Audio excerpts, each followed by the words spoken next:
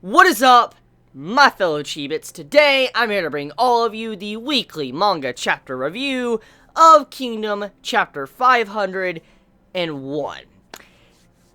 Olsen is a commander that is shrouded in mystery, and we barely know a lot about him.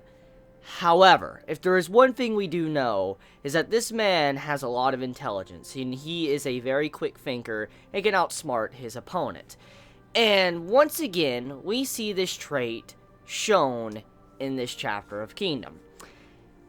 Olsen was able to predict the weather in a way, but also use it to his advantage. And that's not even counting the stuff with Jan and what's going with them at the end of the chapter. So before I get into Jan, let's just talk about the weather situation. We have to remember the role that Olsen is playing right now. This man is the supreme commander of the entire army. Yes, there's commanders underneath him, other generals, but he is the main commander. And this man, he is once again showing how intelligent he is and how aware he is of his entire army. He used the rain to his advantage. And the reason for this is because of how dire this situation is for Quinn to make it to their destination and outsmart Zhao. Let's look at it like this, okay? Riboku, he is someone that has shown time and time again that he can manipulate and put everybody in the palm of his hand. He's someone you do not want to underestimate. He can wreck your ass when you least expect it. And I love how Olsen, he has all this pressure on his shoulders, and he's showing his skills to be able to try to outsmart Riboku the best of his abilities. And what we see in this chapter is how he uses the rain. Let's look at it like this. If you realize, in a standpoint of leading an army to the battlefield, the men are eventually going to get tired. You're going to have it to where the men are going to get anxious. They're going to get, where they want to get to the battlefield or they want to go back home. One or the other is going to happen. We've seen this time and time again throughout the course of the Kingdom manga series. This has happened in multiple fights. For instance, before a war even starts, we see characters already getting antsy because they realize the war has pretty much already begun. The mental warfare because they're marching towards the battlefield.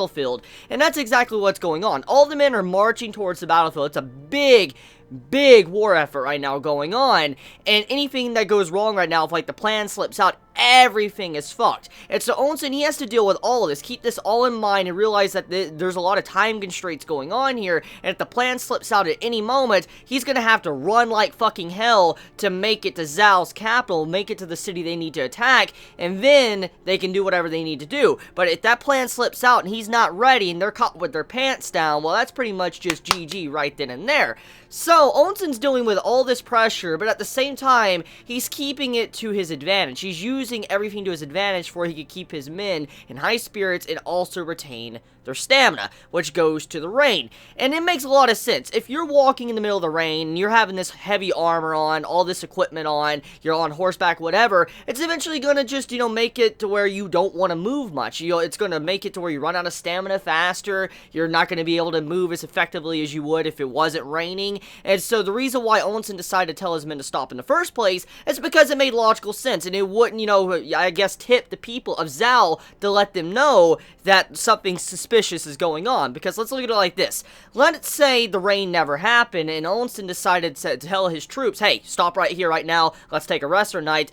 Everybody would get suspicious. You would have some of the members like, why did we stop here? That's kind of weird. And we also have the spies that are inside of the army. They'll be going to tell Zhao and stuff and other people, like, something's going on here. Why would he stop right now when it's not the perfect time to stop? Everybody be getting very, I guess, anxious. Or like, why is he doing these type of things? And so he can't honestly stop when he feels like it. If he does, it proves that something is going on here. There's another plan that's being made besides what they all think is going on, besides the top commanders of the Quinn army. And with the way this was done, with the rain coming in, it lets us know that Olsen can stop now. He has an excuse to stop for his troops to regain their stamina, because marching a couple of days, you're going to get exhausted and all that. You're just going to get the stress in your mind and in your body, and you're just going to want to sit down and rest. And because of this rain, they're able to sit down, and when they're finally up and awake and start marching once again, they're back pretty much at full strength, or maybe almost to full strength, and so when they need to run like demons, which was said in this chapter, they can run like a demon, because as we know, once they make it to the town where all their supplies are, they have a very limited window to make their move. If they do not move in and go with the surprise attack, for instance, going in towards the middle heart of their entire Zal Nation, then it's just GG if they don't manage to make it in time. So they have to move. It's all about the momentum once they get to that point. And so if the men are exhausted and their stamina is pretty much at zero, they're not going to be able to do that. They're not going to be able to continuously march. They're going to lose troops. They're going to fall behind, and their overall pace is going to hit to zero. So with this stop, this is the perfect outcome for Olsen to attack Zal. He has an excuse to get his men back up to full stamina, and on top of that, it makes it not look as shady if he was to stop right now to let his men recover. So now with that being said, let's talk about the next part. For instance, Yan. So Yan attacking. This is something that is to be expected. This is the Warring States era. Multiple countries share the borders of other countries, and so if you focus your attention, let's say, on the west border, the east border might get attacked from another country, because you're focusing all of your, efforts, your army, on the west border. And this is something that's been mentioned time and time again throughout the course of the Kingdom Manga series. It isn't something that just popped out of nowhere. This is something that's been mentioned since the early first 50 chapters of the series. And so, with Yan attacking, it comes at really no surprise when you really think about what's going on here, how the entirety of the defenses of Zal are kind of focusing on Quinn and on the west side, and they've kind of left themselves mostly open on the east side. And this can come as a huge surprise for the Zal army and also the Quinn army as well, because this can be helpful and not helpful at the same time, which I want to explain. Number one, what makes this helpful to the Quinn army is that Zal is going to have to focus some of their military might on Yan. They're not going to be able to have all their military focusing on their capital city, and they can't focus just on their west side of the state as well, because if they were, it could cause more openings. So they would have to focus all of their military might around the entirety of their border. Just because Yan is attacking doesn't mean someone else couldn't attack as well. Well, this is what probably Zal has in her mind right now. Let's put this in perspective, okay? Let's say Quinn wasn't going to be doing their tactic of changing routes at the last moment and trying to go straight down the middle, okay? Let's just say that's not going to happen, and let's just say Quinn wanted to attack from the mountainside from the west. Well, Zal would have to focus their military might on the west, and then on the east, you would have it to where they'd have to fight off Yan. Now, they would also have to focus some of their military might on the bottom border as well, because there is a likely possibility they could be attacked from another state too. So right now, Zal is in a very desperate situation, because anything can happen at any moment. They're right now fighting Quinn, but other states could come in trying to fuck them over as well, since all of their security is mainly focused on Quinn. So that's why Yan is attacking right now, and why this really hurts Zal so much, and why this is beneficial to Quinn. But now, let's go back a couple of steps and, talk about what I just said. As we know, this is a good thing and a bad thing.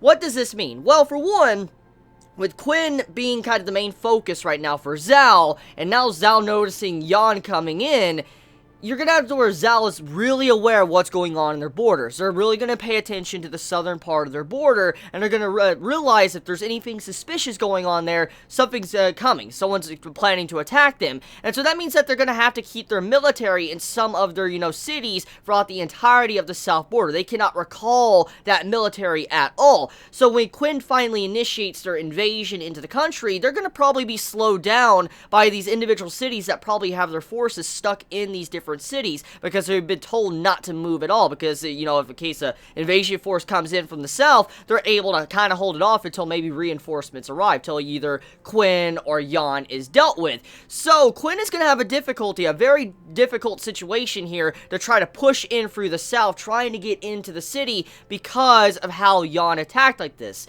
We already know that Zal is eventually going to have to move their forces on the mountainside, the west side of their border, because when Quinn finally comes up down the middle and all that, they're gonna have to move some of their forces at the very least, from that side over to here. And that would mean when they actually meet Quinn, they'll have to split those forces to go over to Yan. So their forces are spread very thin. This is really helpful to Quinn right now. And before this is all said and done, this might turn into a three-way fight. I mean, we gotta put in this perspective as well. Yan is a big player right now. They are a very big player. We do know that Ordo is a very strong general and all that. Olsen Dinka did kick his ass in the past, but he's still a pretty damn strong general, so we shouldn't really underestimate this man right now. There is still likely possibility that this man could be doing his own separate actions to kind of away from what Quinn or Zhao are trying to do, and maybe Yon's just doing it for their own, purpose of wanting to invade, or maybe Olsen has had contact with, this general for a while now since the last time they met, and maybe that's what's going on there. Maybe it was a joint operation going on between Olsen and Ordo,